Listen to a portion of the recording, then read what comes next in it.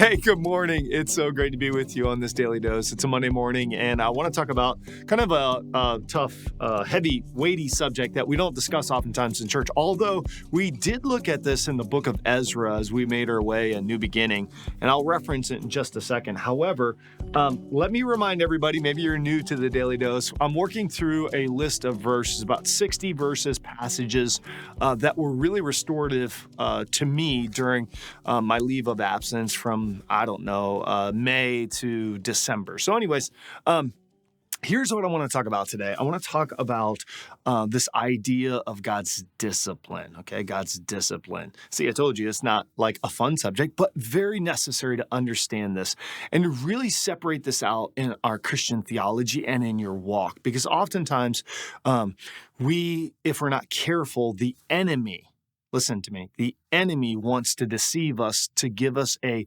wrong view of who God is. God is a kind and loving God, but if we're not careful because of the enemy's deception and poor theology and poor teaching and perhaps a spiritually traumatic experience, we can view God as a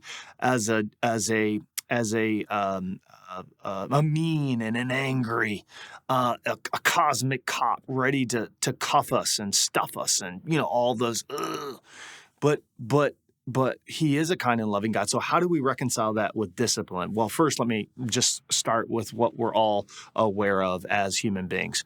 We all have either had a parent or been a parent. And we know this intuitively because God creates people to love people, especially from a mother, father to a son or daughter. Now, there are some of you who have had very difficult experiences with mom and dad. And so I don't want to just blow by that. My heart goes out to you. God sees and loves you. However, in some semblance of normalcy, there is a bond between a mother and a son or daughter and a father and son or daughter. And mom and dad typically discipline. They don't discipline for the purpose of corporal punishment or mean or vindictive. If they're a healthy parent, they discipline because they want their child to get on the right path. They see them going down the wrong path and they know there's pain ahead. So they say, no. We got to bring you back to the right path. The same is true of God. In fact, Hebrews says it this way. Hebrews says, if God didn't love you, he wouldn't discipline you. He disciplines those that he loves. So here's the question that I want to just quickly hit today.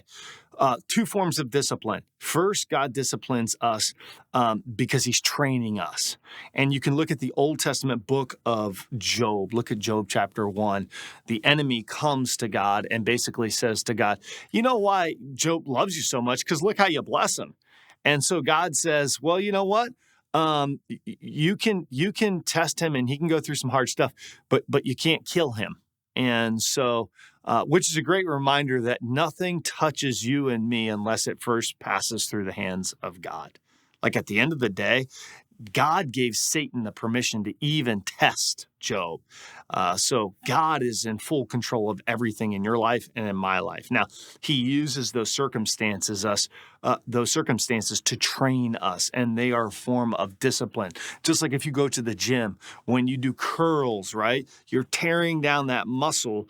It's disciplining that muscle to grow back and get stronger and more defined. The same is true in our spiritual lives. God uses those circumstances. Now, that's the first area. The second area is this. The second area of discipline is in regard to our sin. And I'll just read the verse to you. Hebrews 12:11 says this, no discipline seems pleasant at the time, but painful. Later on, however, it produces a harvest of righteousness and peace for those who have been trained by it, okay? This kind of training is around our sin because we have sinned. God says, listen, I want you to repent and I want you to get on this path. I have to discipline you. I have to, there's some consequences. And,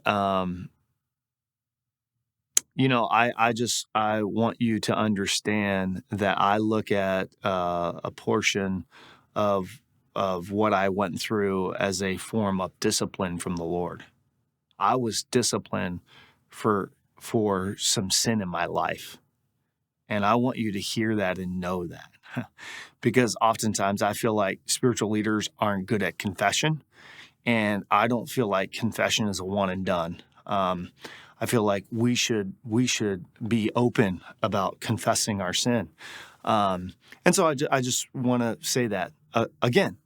Yeah, the reason that in large part I was there is because those were consequences for some sinful behavior, attitudes, thoughts, actions, and I want to share that with you. And I'm not sharing that with you for your pity or your sympathy or your forgiveness. You've already offered those things to me. I'm sharing that with you because I want to lead you and hopefully, by God's grace, equip you to understand that in your life, maybe this week, today, or the season that you're in, you can understand that while you're going through what you're going through, there's a biblical understanding and background and explanation for that.